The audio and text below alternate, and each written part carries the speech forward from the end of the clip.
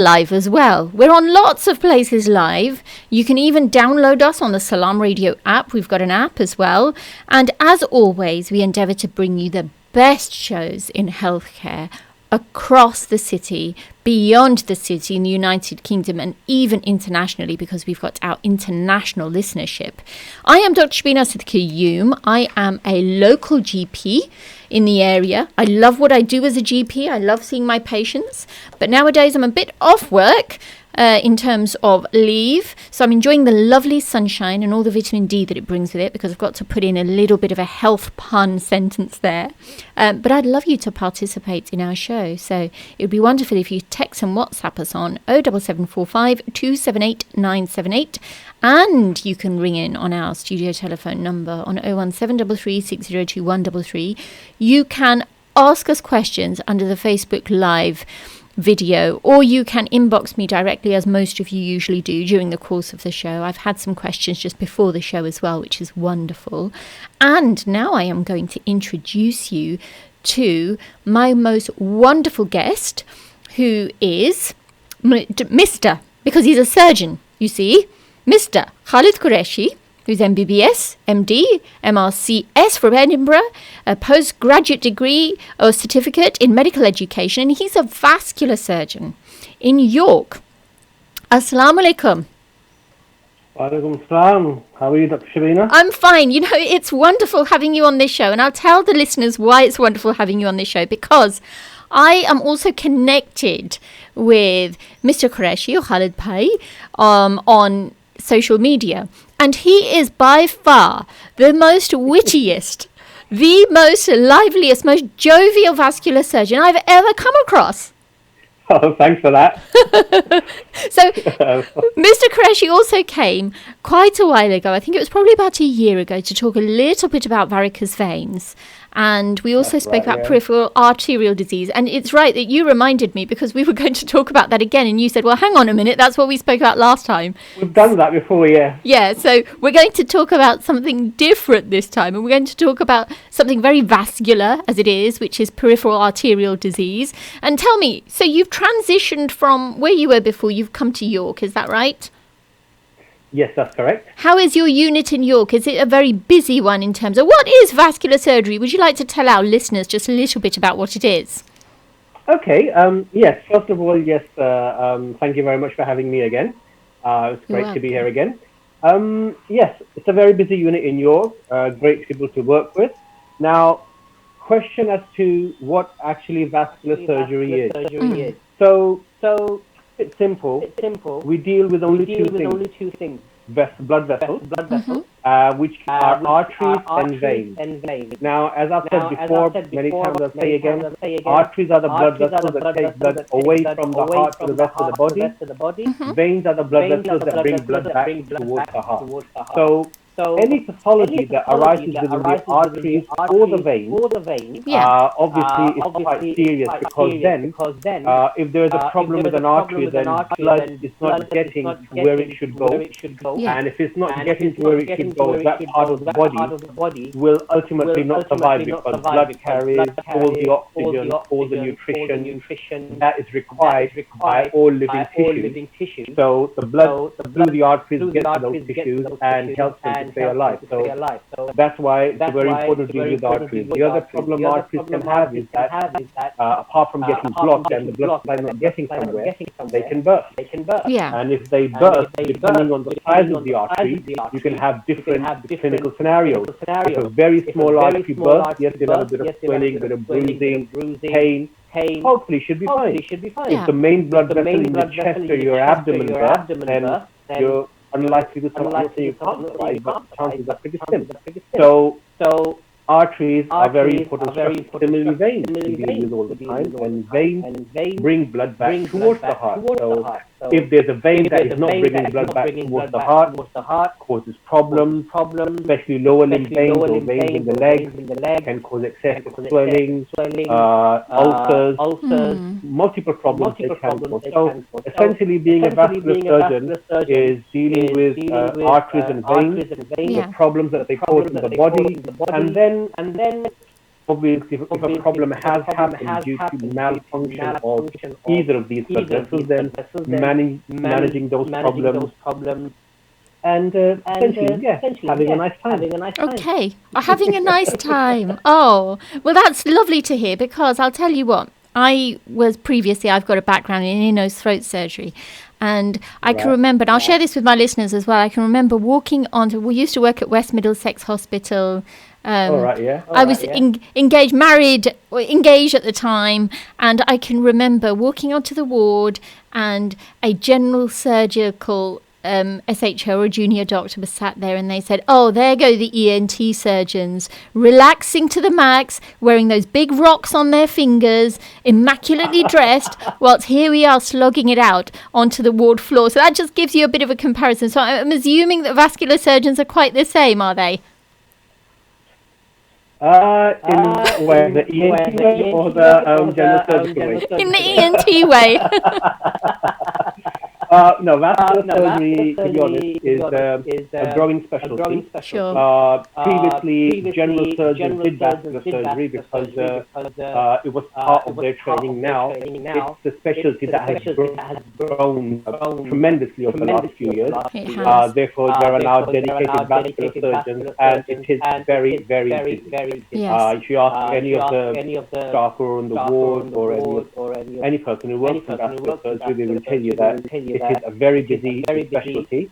So, as far as the ENT side goes, we massively dress. I'm usually in charge of most of the contact work.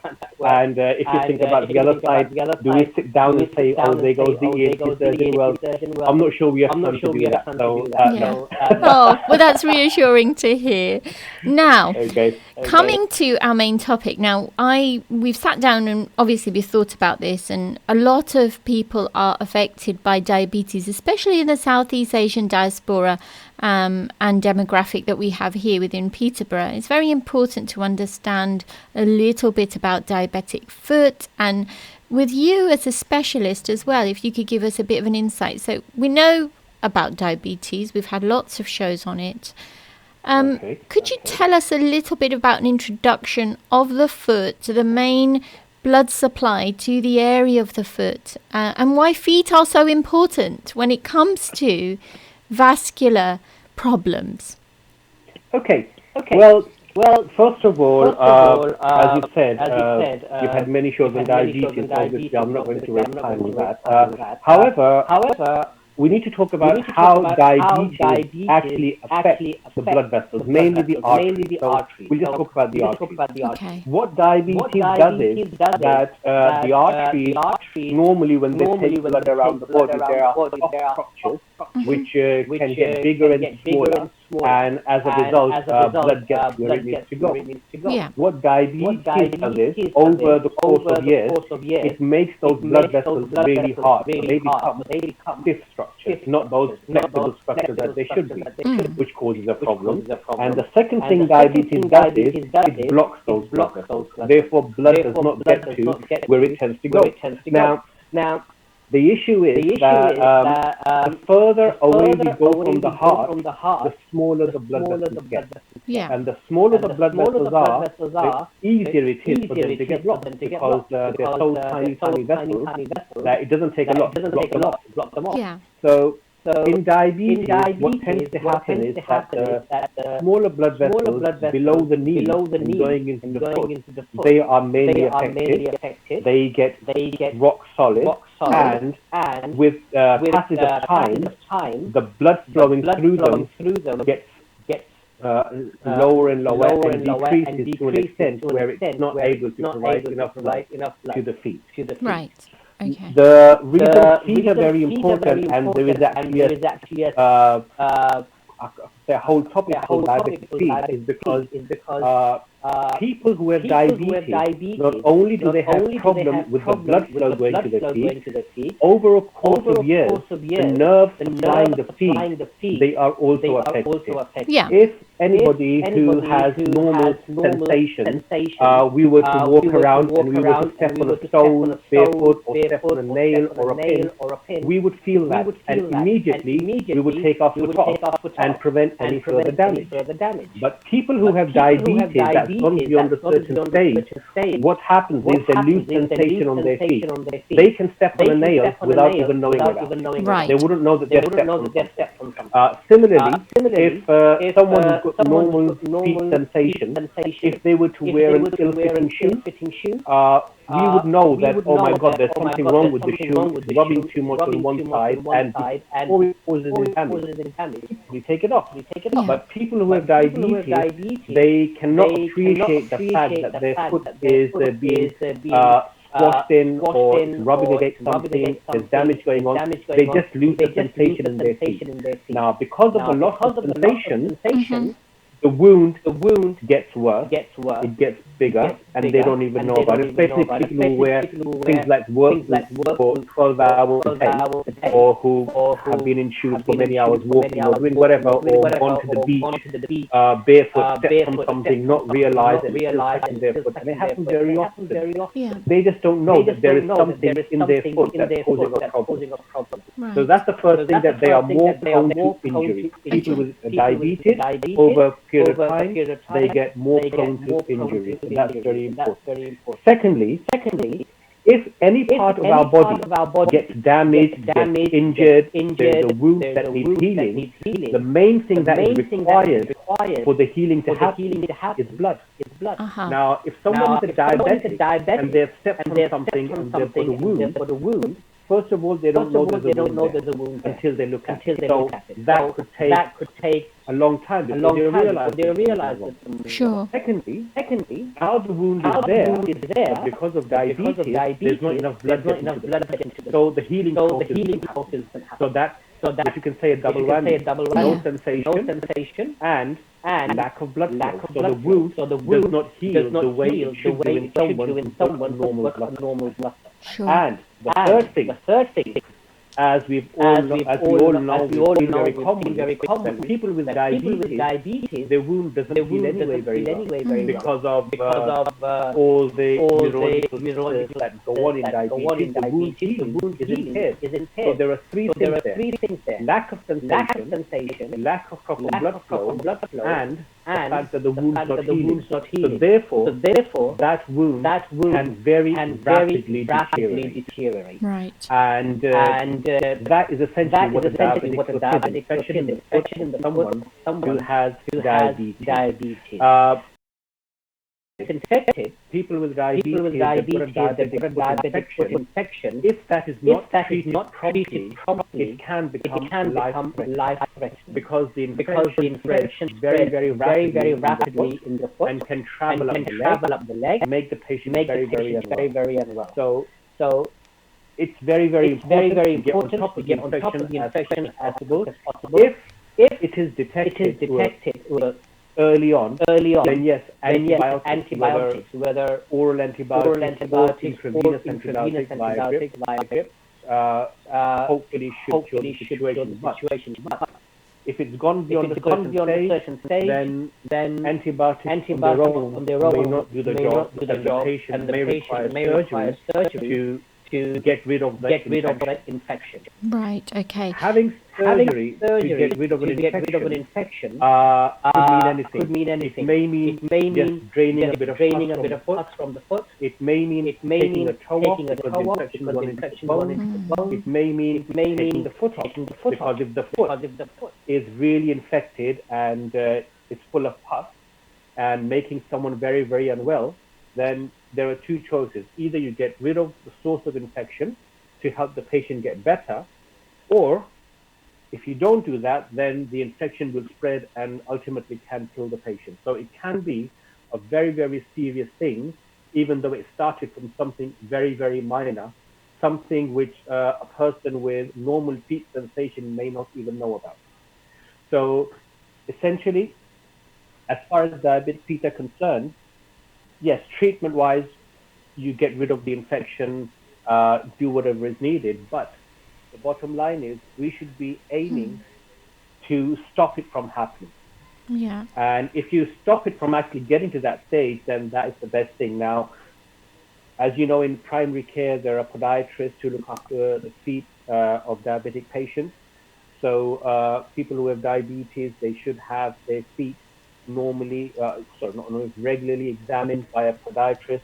They should be extra careful when cutting their toenails. The shoes they wear should be of a good fit. They should not be walking around bare feet or wearing shoes or footwear that is prone to give them a foot injury. So these are ways that things that we can do to prevent foot infections. But however, once it happens, then antibiotics. If beyond that, then surgery. And surgery can depend upon the extent of the infection. Sometimes it's a foot, a toe, an abscess. Sometimes people have lost a leg because of this condition. It's just got so bad, you have to do surgery, take the leg off. Otherwise, infection will when patients do get infection, they get a condition, or they can get a condition called gangrene. Now, gangrene essentially means dead tissue. Yeah. When we talk about gangrene, people do quite often say, "Oh, will I get gangrene? Or will I get gangrene?" Well, to keep it very simple, there are two kinds of gangrene. That you can have. One is dry gangrene. One is wet gangrene. In both the situations, the tissue is dead. The tissue is dead. The difference is that in dry gangrene, even though whatever the tissue is, the toe or foot, whatever, it's dead, it's not infected. So there's no infection. Called dry gangrene, and quite often you may see underneath people with the end of the toe that's gone a bit black and mummified. That's dry gangrene. That's not infected. Unfortunately, in diabetes, the gangrene that happens is usually not dry gangrene, wet gangrene, which means, yes, the tissue is gone, but at the same time, it is, and infection spreads very rapidly in diabetes. And if there is wet gangrene, then try, as I said, with antibiotics. Otherwise, ultimately, they do need definitive surgery of some sort, surgery to drain the septum, do whatever is needed to get rid of the infection. Once that is done, quite often in diabetics, as I said, the blood flow isn't very good. So you've done your operation wherever you need to do, but now you're left with a big wound. And that wound isn't going to heal because there is not enough blood going down. So then, once the infection's gone, then we can look into measures how to improve the blood flow to the foot so that the wound actually heals. However, the priority would be drainage of septum. Once that's done, how do we get more blood down? Yes, there are radiological procedures, there are various ways to get blood to go down to the foot. Essentially, that is a brief summary of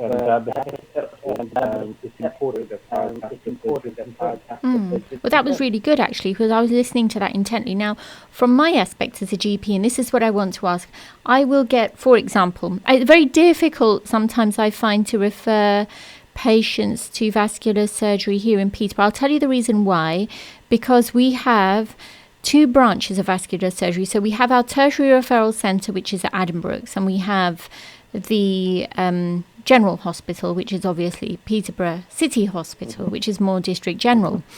Now, all the acute problems will go to Cambridge, all the emergencies, etc., whereas everything else will go to Peterborough City Hospital. Now, say, for example, I'm faced with an individual who comes to me and says half their toe is black, for example. It's not infected, they're systemically well, their vital signs are normal. Because it's gangrene and it's dead tissue, and I think this is something that, because vascular surgery isn't very many GPs' forte, would you suggest that we would send those patients in the same day on the basis of the fact that they have dead tissue and that needs to go, or what would you suggest then? Depends on how long it's been there. It is common to have people who said, oh, they've had something like this going on for a few weeks, they've not paid attention to it. In that case, it's reasonable to send an urgent referral rather than as an emergency. However, if they do come with a toe that is, in simple terms, not looking the right color, it's boggy, it's just not right, provided it's not just been bruised, that does happen quite often, which is why the other end may get whoever is accepting the patient. Quite often people come in with a bruise, they've just knocked it, and it's sent as a ischemic toe. The problem that causes is that the patient that has to travel to hospital, patient may have to wait many hours before they're actually seen by the That's the one thing. However, if it's just not looking the right color, it's cold, it may be infected, patient is diabetic, then I think that is reasonable to be referred because if it's not sorted out promptly, that can lead to further problems. And we're worried about sepsis in this case, aren't we?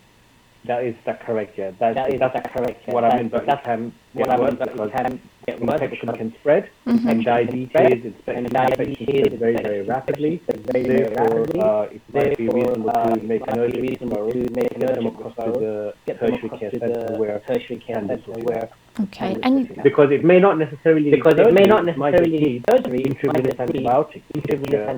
Again, the hospital will have to provide. Well, that definitely makes sense. Now, carrying on from what I was saying, would you, obviously, I know when you refer patients across to vascular surgeons, the thing that we usually do is we have to check those pulses out. So it would be silly of us not to check. But I'm sort of explaining for ease of explanation to the listeners that you have your popliteal pulses, which are behind your knee, and then you've got your tibial pulses, which are on the side of your leg, calf, lower down. And then you have something known as your dorsalis pedis pulse, which is on top of your foot. And if you can't feel one or more of those pulses, then a referral is suggested. And if it's cold, pulseless, pale, all the 3 P's of ischemic foot, not 3, but 5. Yeah, well, essentially, you're absolutely right. Again, I'll just add on to what you said, that in our lower limb or the leg, there are 4 main pulses. One is in the groin, which is called a femoral pulse. The other one, as you explained, the popliteal pulse is behind the knee. There is a pulse on the side of your foot, behind what we call the medial malleolus, as you said, posterior tibial. Dorsalis pedis is on top of the foot. So the 2 pulses on the foot, obviously they are smaller pulses, they're smaller blood vessels, but the higher we come, the vessels are bigger.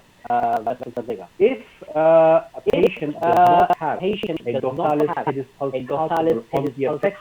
on the affected, but on the other side is palpable, that means something's gone wrong. So you always need to compare with the other side, because there are about 10 to 20%, maybe even more of the population do not have a pulse in the foot. But it's just the way they are.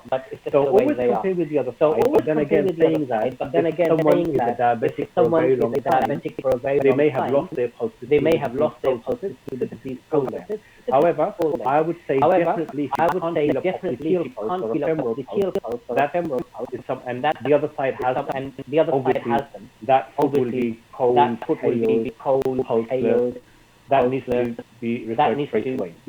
When you come down to examining the foot, yes, it's always good practice to examine the pulse there. However, I just like to stress that sometimes, even in healthy individuals, you may not get that is because that's how it has always been. The problem in diabetics is smaller blood vessels. So a diabetic patient comes to you, then it is very common for a diabetic patient to present with an infection in the foot and no pulse in that foot because of the disease process. Because of that situation, yes, that warrants a referral straight away.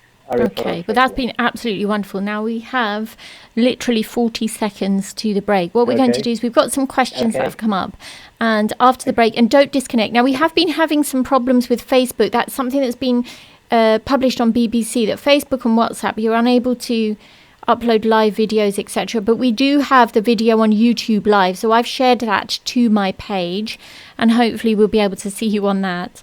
But there have been some questions that have been coming in, and unfortunately the Facebook Live seems to be it's glitching for some reason. But we've got you on YouTube Live, which is wonderful. Please don't disconnect, and hopefully, inshallah, we will see you after the break, where we'll talk a little bit more about diabetic foot and hopefully move on to aneurysms if we've got the time.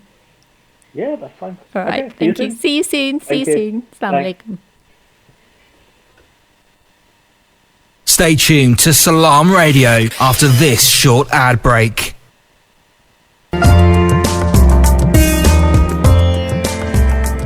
Where can you get high quality and low prices?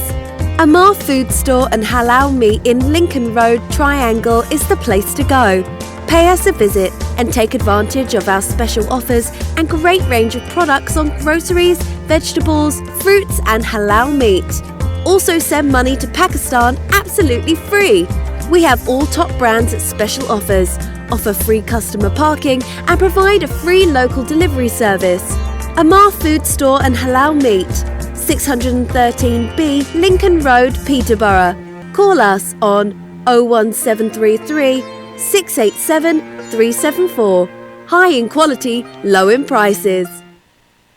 Peterborough just got a whole lot tastier. Five Lads Flame Grilled Peri Peri Chicken is now open. Bring your family and friends to Peterborough's first HMC meat selling restaurant. We are experts in grilled chicken, lamb chops and gourmet lamb and beef burgers. Our healthy options include fresh salads and fresh grilled vegetables. Fresh, clean and healthy grilled food with 4 different flavours. Lemon and herb, medium, hot and extra hot. 5-star hygiene rating. Eat in, order and collect or order for delivery on Deliveroo. Follow 5 Lads Peterborough on Facebook and Instagram 5 Lads. 15 Cowgate, Peterborough, PE1 1LZ. Call 01733 56 22 87. Open 7 days a week, 12 to 11 p.m. Al-Murad Tiles. With over 70 stores nationwide, we are now open in Peterborough. Up to 50% discount offers now on. Largest selection of tiles. Full bathroom suites from only £189. Paint, LED lighting, laminate flooring from only £7.99. Over 1,000 designs of wallpaper in stock. We have everything you need. Come and visit us at 193 Fengate, Peterborough, PE1 5BH, or call us on 01733 34 58 47. Al-Murad Tiles, now open.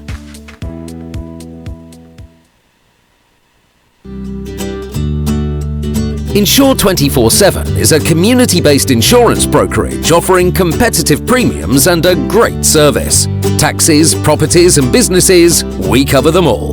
Call us on 01733 856699 or visit our new office at 304 Lincoln Road.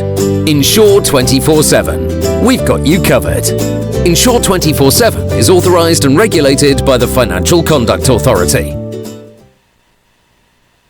There's a million choices available for dining out in Leeds. But if you want something special, there's only one name to remember. Mumtaz Leeds. Relax in our newly refurbished Riverside restaurant. Enjoy exquisite home cooking from our brand new menu. Upgrade to the Mumtaz Leeds experience. And the price? Well, we're better value than ever before. Mumtaz Leeds, Chadwick Street, Leeds, LS10 1PJ. Call 0113 242 4211. Free car parking available.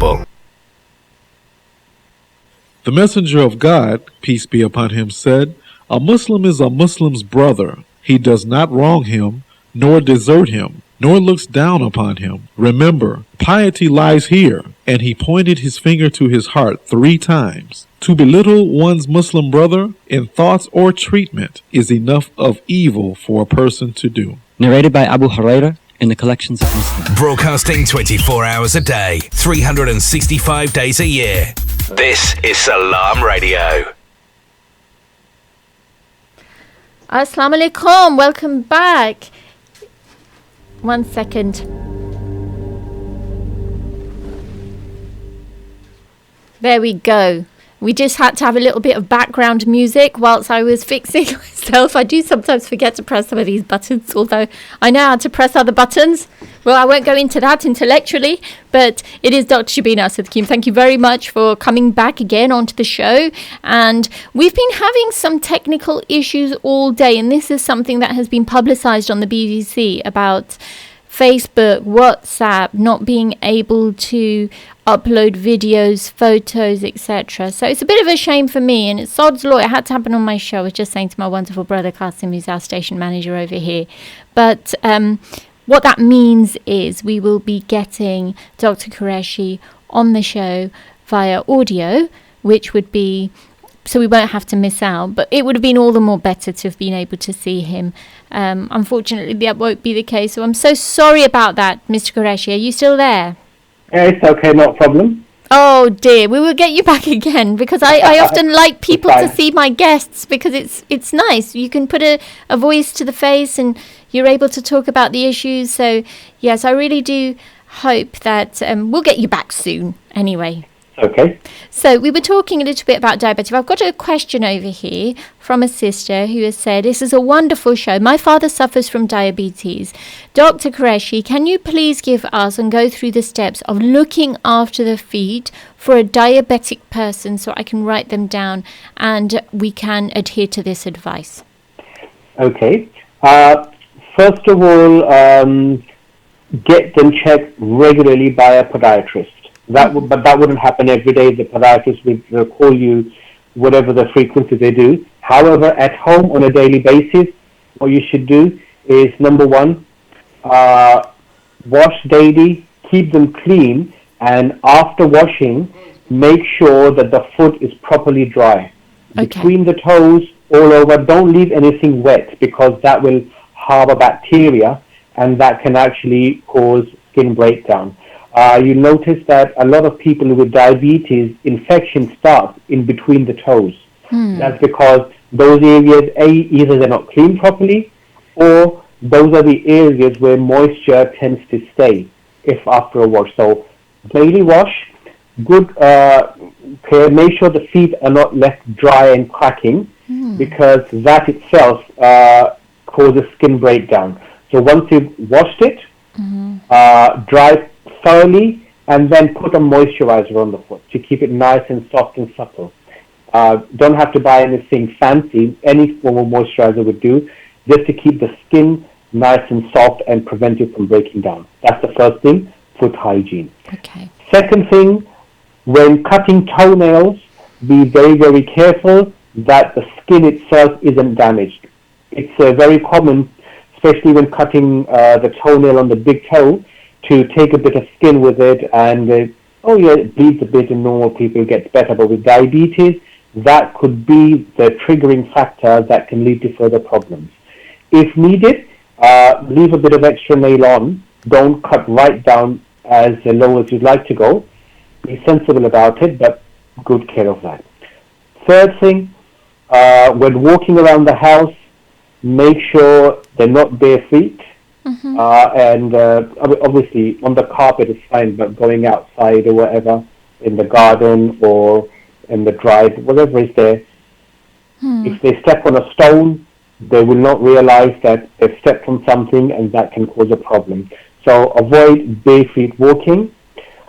When going out to get shoes, try not to go for the, I don't know how to put it, but the cheaper stuff that looks attractive from the money side of things, because the reason being, it's not, you may save a few pounds on a pair of shoes, but it's not more than the actual foot itself.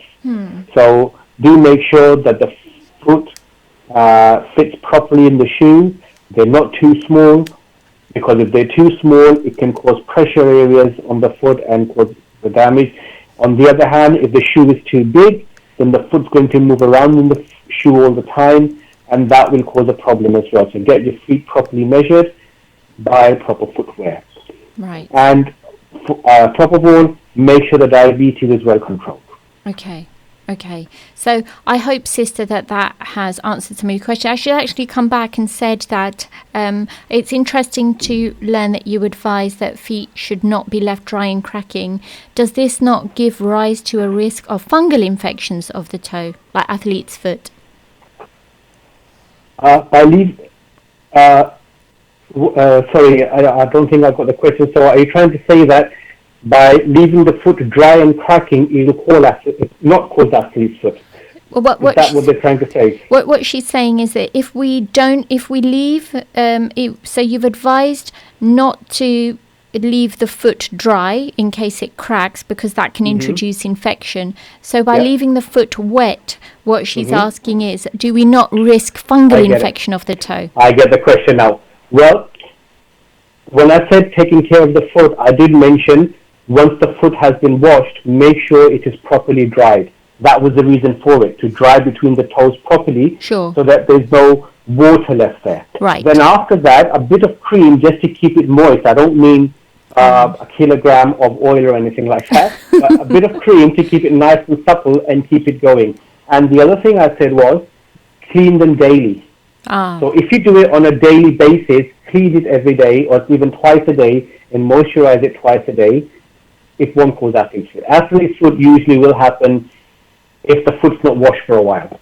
Right. But by doing it every day, yes, if you wash the foot maybe once a week, put loads of moisturizers on it, and then leave it for a week, you're asking for trouble. Daily basis, even twice a day, little amounts of moisturizing, no, it shouldn't cause a problem. Okay. Well, sister, I hope that has answered your question. We also have another brother who has asked a question, who has stated that, Dr. Qureshi, thank you very much for a wonderful show. I have diabetes and I suffer from numbness of my feet and also my hands. I have been told that this is a nerve condition associated with diabetes. Is this also a sign that I may develop or am at risk of developing a diabetic foot too? Yes. What this brother has is something called diabetic neuropathy. And as I said that people with diabetes, after a certain stage, they can develop neuropathies, due to which they can't feel things and they get numb feet, which is what I said at the start of the show. No, it does not mean that you will develop it, if that's your question. Are you at risk of developing it? Yes, you are, because of your numb feet, you will not appreciate any injury to your foot until it's a bit too late. So just take good care of your feet, and inshallah, it should be fine. Okay. Well, brother, I hope that's answered your question as well over here. I've got a question over here which is a little bit morbid to ask, but the question, whoever wants to ask the question has asked it, so I've got to ask that. Okay. Dr. Qureshi, on average, how many limbs do you amputate a day, and what do you do with people's feet when you cut them off? Do you throw them into the dustbin? Ooh. Okay. There is a national database, national vascular database, and the number of limbs that are amputated across the country are all on that, so it's nothing hidden. It varies, obviously. This is something which obviously no one likes to do, but when it comes to certain stages, yes, some people have to do it. Question is, what happens to it?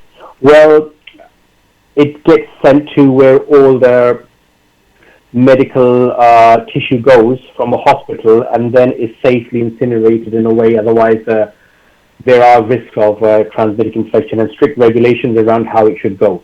So I personally do not take it anywhere. It goes to the theatre staff, okay?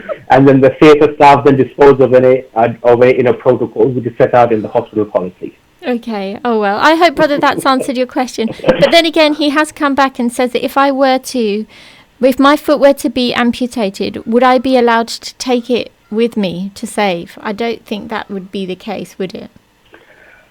Usually, no, it's not. But then again, things are different across different places. But the general answer is usually it is a hospital policy, and we have to adhere to it.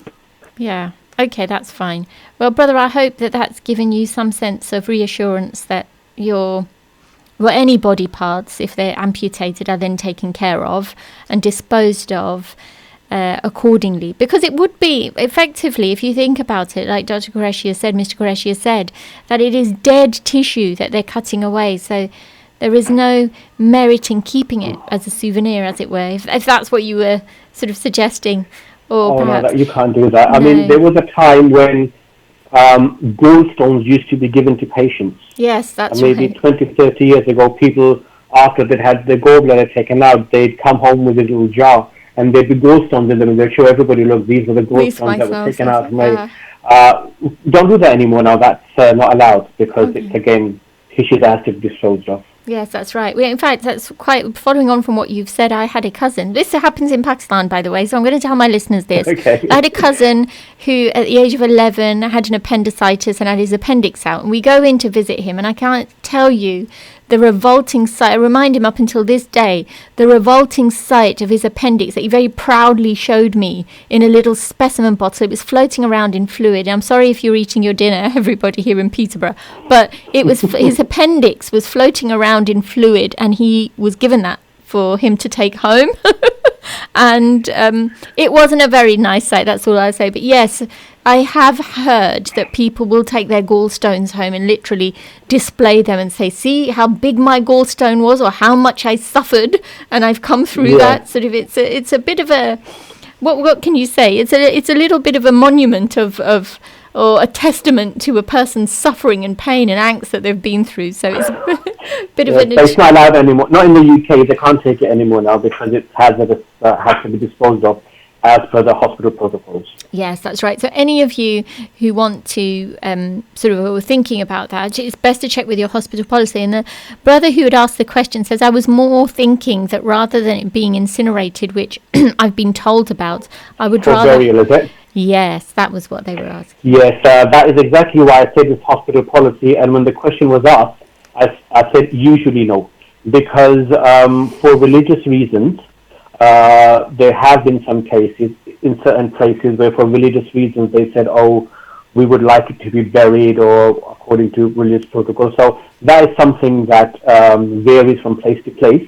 That's got no fixed answer. But the general answer is, no, it's not given to everybody. But if there is a religious reason or anything like that, then it will have to go through the trust board and see what they say. Okay, that's wonderful. And actually, this show is proving quite popular because we have some more questions over here.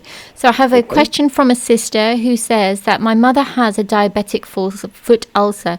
She was admitted into hospital for antibiotics, and upon discharge, she has had the nurses who are coming home and dressing her ulcer regularly. It is not infected. However, it is still very much there, and we are becoming increasingly concerned if this ulcer will ever heal. What is your advice for those ulcers that don't ultimately heal? The bottom line is there a reason that the ulcer is not healing?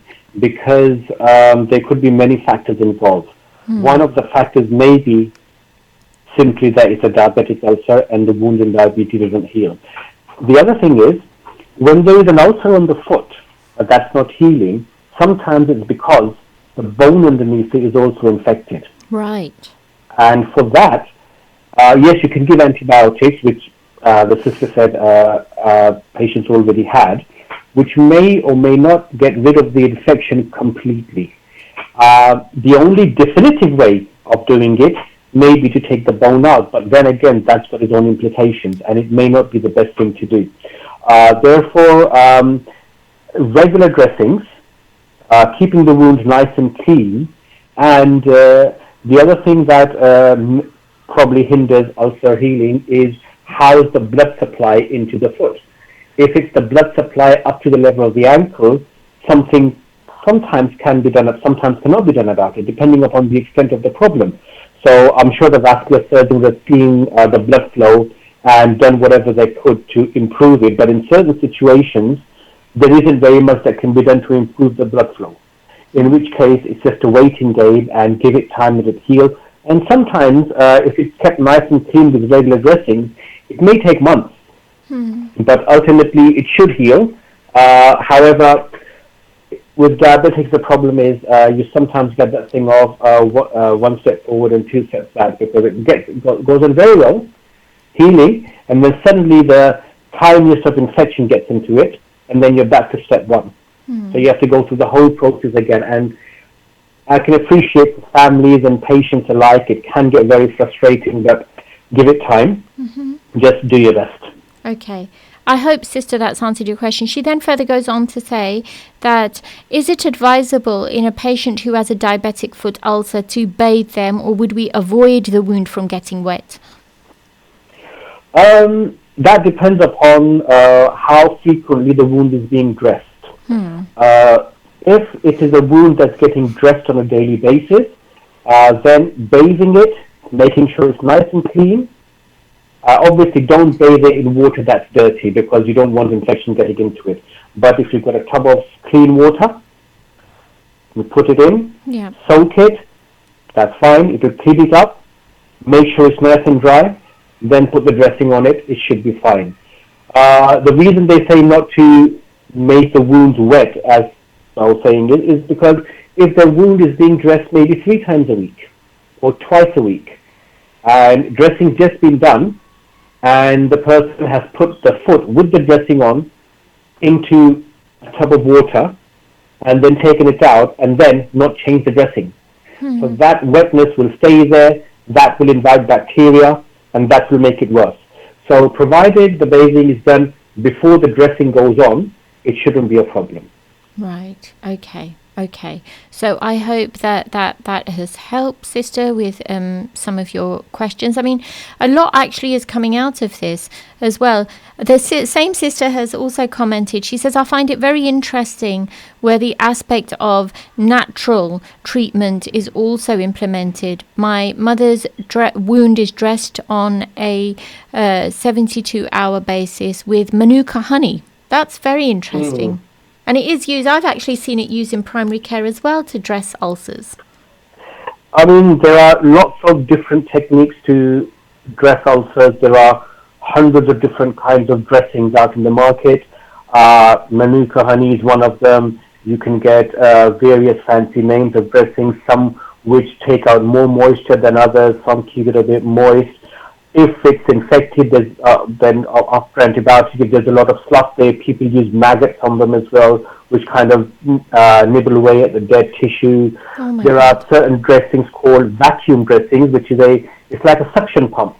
You attach the wound, dressing to the wound, and then attach that to a suction pump, so that sucks fluid out of the wound. And in certain cases, that helps with healing as well. So yes, there are many, many different ways of treating the wound. There are different dressings available. Obviously, not every dressing works for everybody, but whatever is working, the ointments do carry on. And sometimes we have to change dressings. Like you can get silver dressings, you can get, like I said, vacuum dressing. So we use this dressing for a while. If it's healing, we carry on. If we find that it's not healing, we try another dressing. So it's a matter of what works for an individual. Sure. Well, I think that's really good advice, actually. And much that has come out of it, obviously, is taking care of dressings and taking care of the wound, which a lot of people would have to negotiate at home as well. So I think that it's really good that we're having these shows as well. And somebody has said that, do you classify venous ulcers as different to diabetic ulcers? Yes. That's a quick answer.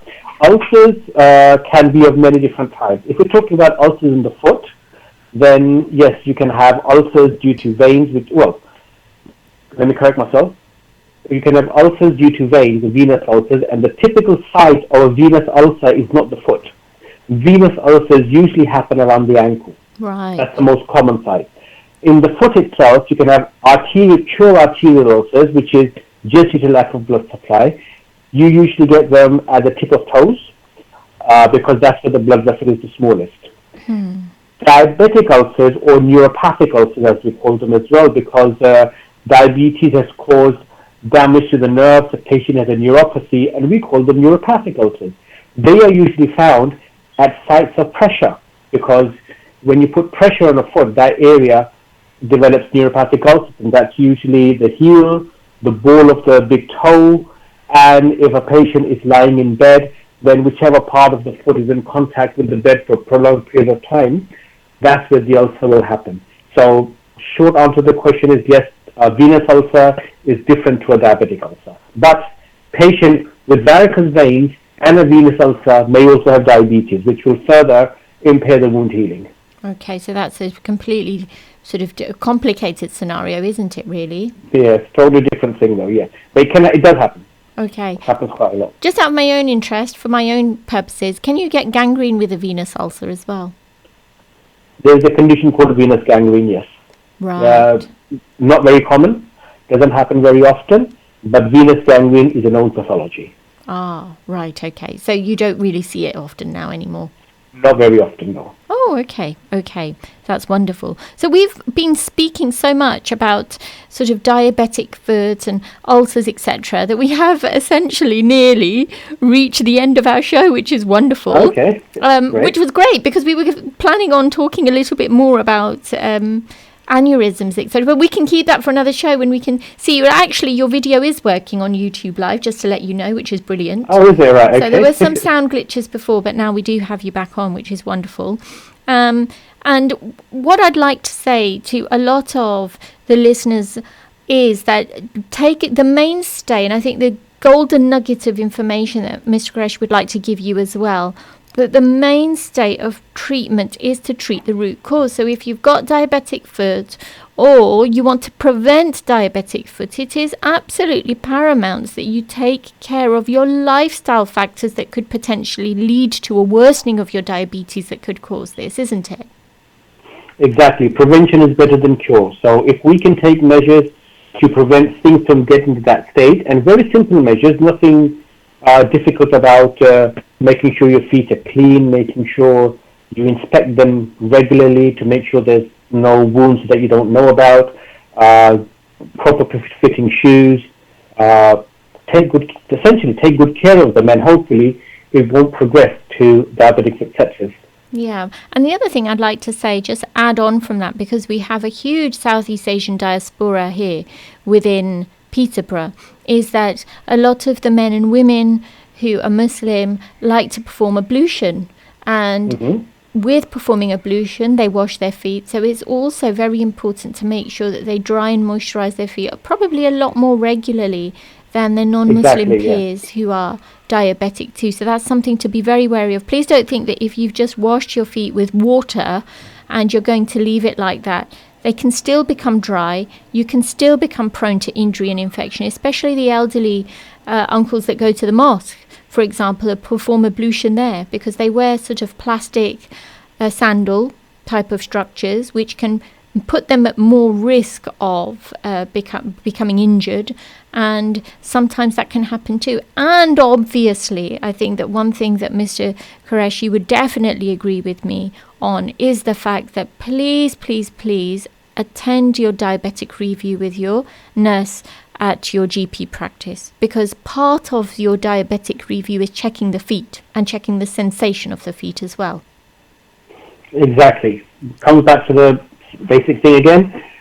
Take good care of yourself. Prevention is better than cure. So yes, you take good care of your diabetes, take good care of your feet, and hopefully you won't have to see me. Yes, that's right. You won't have to see Mr. Qureshi. Do you get to see a lot of actually diabetic feet, can I ask? Does it perform a chunk of your work? It's a major, in vascular surgery, diabetic foot sepsis is a major part of our practice, yes. So you probably... And that's why it needs it's not a thing which a surgeon on their own sort it out. It needs the whole team to work for it. So specialist nurses, the podiatrist, the GP, the diabetologist, the orthopedic surgeon, all work together because it is a very, very big... and there are certain vascular surgeons who actually specialize in diabetic feet. That's the majority of what they do. That's wonderful. Now, I've got a question over here, which I think we can squeeze in, looking at the time. And the lady is asking me, the sister is asking me, that I have diabetic foot and it's extremely painful at times. I'm using cocodamol and ibuprofen and paracetamol, which doesn't work. I'm now being asked to take morphine, which is liquid morphine. Would you suggest that this is a safe option to go down in the last 60 seconds, Mr. Qureshi? If it's needed for painkillers, for pain relief, then obviously it's got to start. Every medicine has its side effects, but would you rather be in pain or take a medicine to relieve the pain? Yeah, absolutely. So yes, it's given to lots of patients. Okay, so I hope, Sister, that's answered your call. And look, we've reached the end of the show, Mr. Qureshi. I mean, I'd really like to thank you from all of the Salaam Radio family and all of our listenership that you've come and enlightened us with your wonderful, fantastic knowledge about diabetic foot. And you're going to join us again, hopefully, inshallah. Inshallah soon. Right. I'd love to be there. Thank you very much. Thank you very much indeed, and take care of yourself, and hopefully see you again very soon. Okay, thank you. Assalamu alaikum. Thank you, everybody. Assalamu. So that was Mr. Qureshi, and hopefully join us next week for another show with Dr. Shabina Asad Qiyum on Salaam Radio.